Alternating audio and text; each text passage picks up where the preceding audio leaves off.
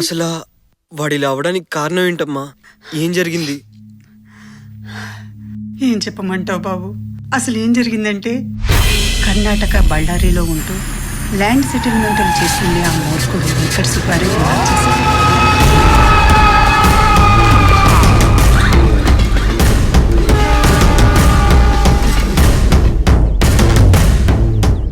శ్రీరామ్తో పాటు కాలేజీలో వాడి మేనకోడలు పద్మజ కూడా చదువుతూ ఉండేది.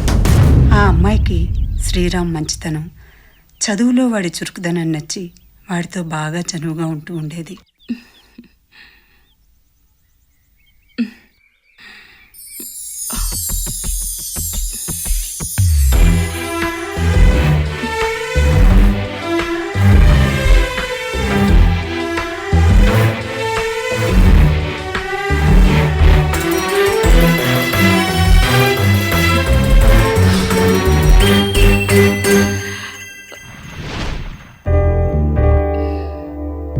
నడుస్తున్నప్పుడు జాగ్రత్తగా నడవాలి పద్మ. ఇంతకీ నొప్పి ఎక్కడా? ఇంకొంచెం ఇక్కడ,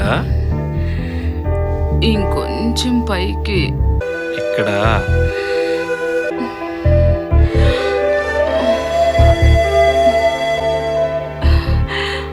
పద్మ, పద్మ ఏంటి?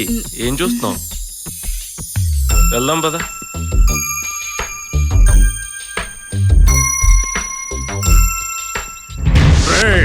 నువ్వింకోసారి దాంతో తిరిగినట్టు తెలిసినా మాట్లాడినా ప్రాణం తీస్తా. ఆ సుబ్బారెడ్డికి అప్పటికే 3 భార్యలు ఉన్నా మళ్ళీ ఈ అమ్మాయిని పెళ్లి చేసుకోవాలని వాడి కోరిక.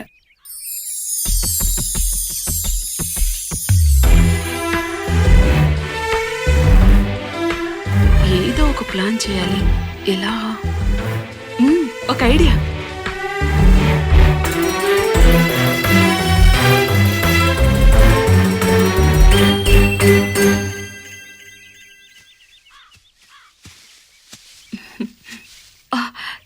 చిచి, స్కర్ట్ మొత్తం బురదైపోయింది.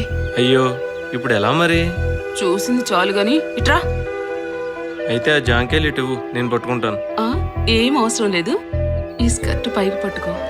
నేనా? నువ్వు కాదు, ఇంకెవరినైనా పిలు. ఎవరున్నారు? ఎవరు లేరు కదా? అయ్యో రే పప్పు సుద్దా, నేను పిలవమంటే పిలుస్తావా? మరి నువ్వే కదా పిలవమని చెప్పావు. నేను పిలవమంటే పిలిచేస్తావా? నువ్వు అలా చూస్తుంటే నాకు భయం వేస్తుంది. అయితే ఈ స్కర్ట్ పైకి పట్టుకో.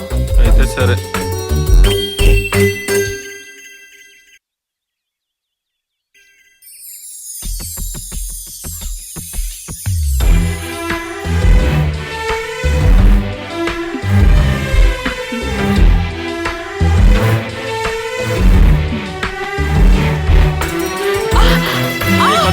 పద్మ జాగ్రత్త, పడిపోతావు.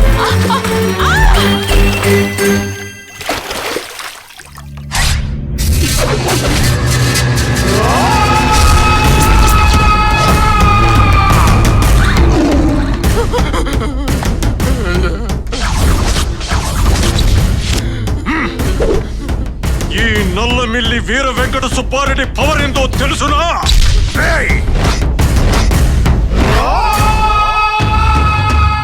నేను ఎవరికైనా ఒకే ఛాన్స్ ఇస్తా, రెండో ఛాన్స్ లో ప్రాణం తీస్తా.